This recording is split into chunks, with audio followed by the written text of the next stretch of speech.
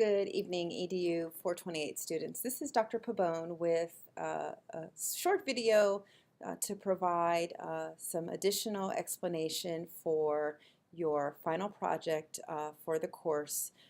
This is the Teachers as Leaders and Advocates for Emerging Bilingual Youth. And this project is the collaborative project that is due on May 5th. And so I'm really just going to talk through the material that's already been provided for you on D2L, and hopefully that clarifies any questions that you may have. But know that in addition that I'm more than happy to talk via office hours to sort of answer questions, additional questions. So for this project, what you're doing here, is this is just a mock scenario that you're working with your peers in the course who are your colleagues to create a professional development session for teachers at a school, a local school that has recently become more culturally, racially, and linguistically diverse. So there's a larger population of emergent bilingual students in this school, and you've been asked to facilitate a session to help teachers to better support the youth at this school. So the expectations for your professional development session are to basically facilitate a 15-minute presentation and then provide a one-page handout for your teachers. And those are the same requirements for the products that you'll complete for the assignment. There are 3 different topics that folks have already been organized into: expanding or shifting understandings about language, 2, improving school-based practices, policies, or services, and then 3, fostering and sustaining school-family connections. So the idea here is that you will work together with your peers in the course to create a session that is engaging, informative, practical, and generative. So that can fundamentally begin with a PowerPoint that begins with a hook, an opening slide that sort of after your introductory slide, of course, that is an image or a video or a powerful quote, something that's going to hook and sustain the interest of your audience members. Then you'll need to you'll need to connect with your audience. So you should be demonstrating to them that you know something about the school community. So here, use your resources. There are many school districts in the area that fit this sort of description. So you can think of districts in Lehigh Valley.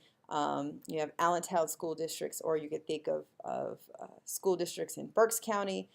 You can think of Reading School District, school districts in the Philadelphia area. So we know that even from this course, the national trend is for an increased number of emerging bilingual youth, and not only those students who whose native language is Spanish, right? So we're thinking about diversity within diverse language groups. So be mindful of that, and you can in your group choose a particular school community that you would be providing this professional development to that really exists, right? So there are many that you can look at, and perhaps you currently work in a context that is relevant. Next, you'll be sharing some relevant concepts and research from the material that you've already read in this course. So thus far, you've engaged in these compelling discussion board conversations. You've done these written analyses. You even did the language perception survey at the beginning of the semester. So you've already sort of engaged in some thoughtful work with that is relevant to teaching emergent bilingual youth. So you can go back to the material that you've already created. So the idea here is not to necessarily go and find new additional sources, but to draw from the material that you have. So, you know, I believe I mentioned this probably at the beginning of the semester, but just to sort of think back again, I draw from a constructivist model for teaching. So we're constantly building upon what we've done, and this project is really operationalizing our collaboration skills and our organizational skills and the knowledge that you've constructed over the past several weeks to apply this and synthesize all of these domains into one sort of real-time presentation. So in addition to sort of providing some theoretical background that will be applicable to the particular school community and the domain that you're discussing, right? Whichever group that you're in, you'll share with your teachers, your audience, some ideas or some models or some best practices that are applications of the research that you studied. So we're thinking about here again about not just we're thinking about, excuse me, connecting theory to practice, right? So you're sort of you're gonna help your audience members, help the teachers see that, hey, here's these readings and here's this material, but here's what you can do in your classroom tomorrow, right? You'll next need to create some sort of activity that engages your audience in discussion or production. So this is very important, right, in thinking about how we learn and how our brains work. So we can listen to a presentation and we can sort of read some slides, and we sort of can begin to have some new understandings, but it's in the work that, similar to what you've done in this course, of talking with one another, sharing ideas, right, with a discussion question, or particularly for teacher professional development, you know, creating something that is tangible, right? So some kind of activity where the audience members need to work together to to answer a question, or to create something that they can use in their classroom to add to your applications, for example. So you have complete license here to be creative in what you produce, the activity that you produce, and so I encourage you to be thoughtful and think about what you want to experience if you were an audience member in this professional development session. You'll create a reference page that lists your sources that you're drawing from. And so, to be clear, you're asked to draw from at least 3 different authors that you've read in this course, but you can certainly use additional authors. You might find that you have sort of thought about some subtopics within your large topic, and you want to sort of add something that you've read from another course, or you want to use library resources and find an additional article, or there's some additional resources that are on D2L that you might utilize as well, thinking about these practical applications for teachers to use in their classrooms. So just make sure that you list all the references that you use, and then you create a handout. And you'll see I have in parentheticals, your handout for the audience could be at any time. So in your PowerPoint, there's 2 things in your Google Slide or PowerPoint, and to be clear, you could use either format. You're using a Google Slide at the outset so that I can track your progress, because as I mentioned in the logistics section, you'll share that your Google Doc and your Google Slide with me. That's a part of the assignment, is your work together. But in your notes, you can add when you'll be distributing the handout. So you might have a handout that is that you provide at the beginning so that folks can take notes and participate in the activity, or you might put in your notes for your PowerPoint. So that's a function that's at the bottom that that you're going to distribute your handout at the end. So that is sort of the expectations. Now, I have in teaching this course and seeing students do this project several times, I've seen several different ways to approach going above and beyond this set of expectations. So we're being mindful that you have 15 minutes to for your presentation, and in real time, I'm going to be your audience, right? So you can include in your presentation, right? I've seen students put voiceovers so that you're actually the people who are, you all, the students who have produced the PowerPoint are reading their slide and including that in the slide. So you just need to be mindful of your timing. So I put a reference to that later in this document in terms of sort of practicing your timing and thinking about your timing. Well, that's all in reference to this notion that you still have 15 minutes for this slide, this presentation, excuse me. And so if you decide to include a voiceover, you should be practicing that voiceover and, you know, dropping that into the slide. Students have included their own videos of themselves presenting in the slide. They've inserted clips into the slide. All of that can be included, but just know that there's a time constraint here.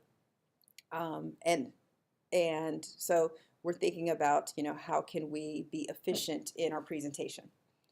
Okay, so step one, you should already have done in terms of logistics. So that's collaborating. We've done that through discussion board, and most of you have a few groups actually have shared with me their Google Doc and their Google Slide.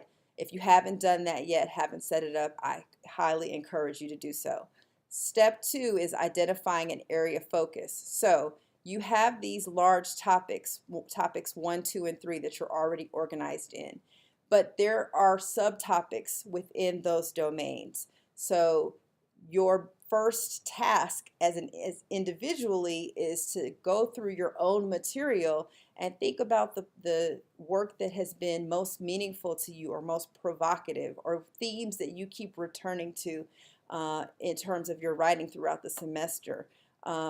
Areas that you wanted to look at more deeply, right? And so here's an opportunity that you might add some additional resources.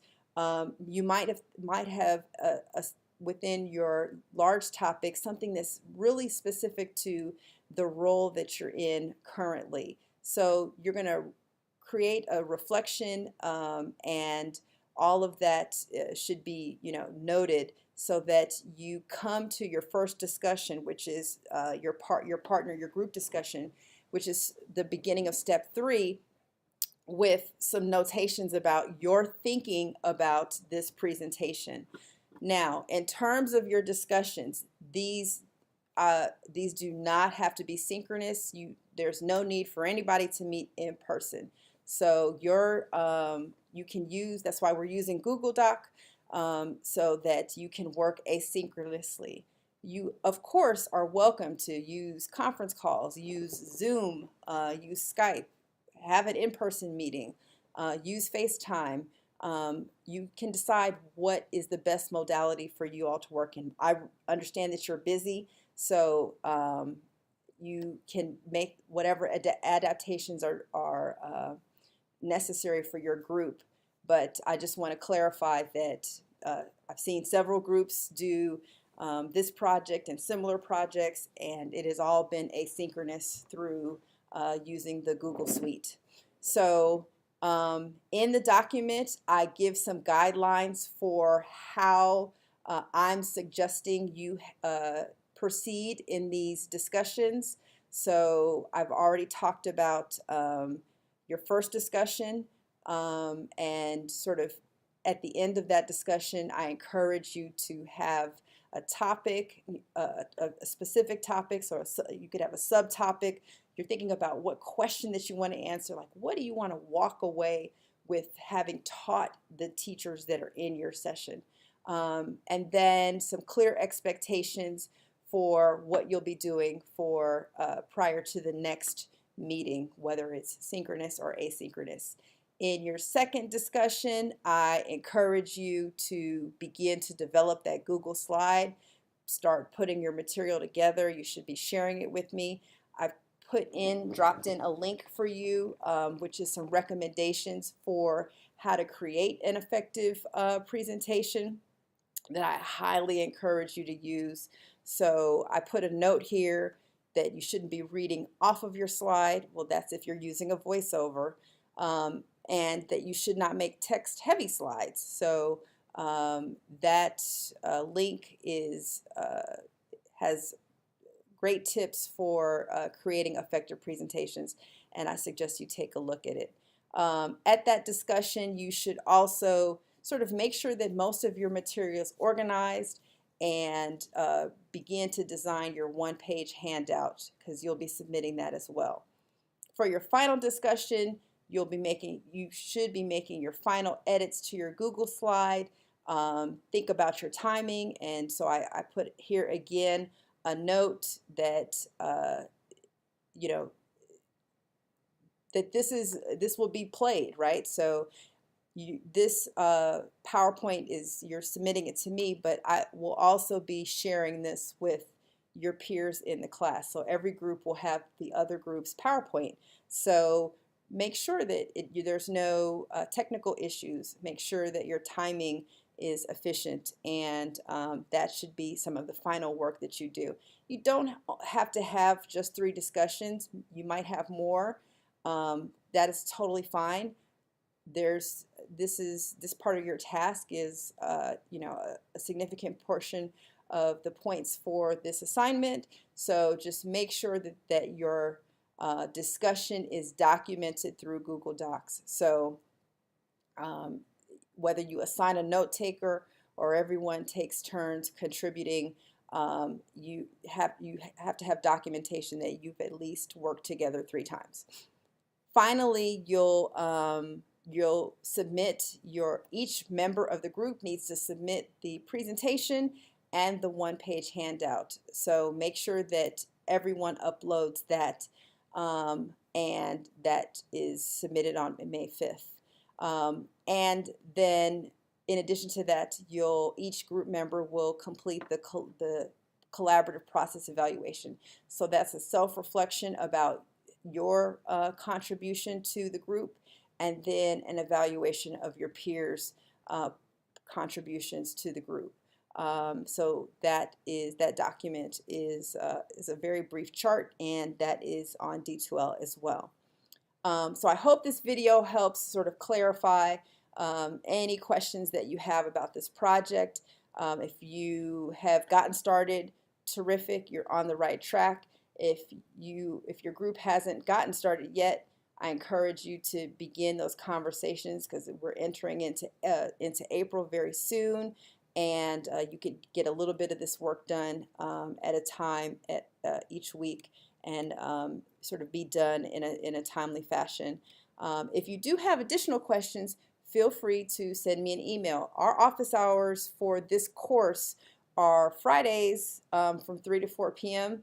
and by appointment. So if that time does not work for you to talk via phone or talk via Zoom, and obviously shoot me an email if you do want to meet at that time slot virtually or via phone, we can schedule another appointment, and I'm happy to answer any questions that you have. I want to underscore that you have already done, all of you have done some great work in the course. So I'm excited to see how you synthesize the material and put it together for these projects. So I hope this works. I hope this is helpful, and take care.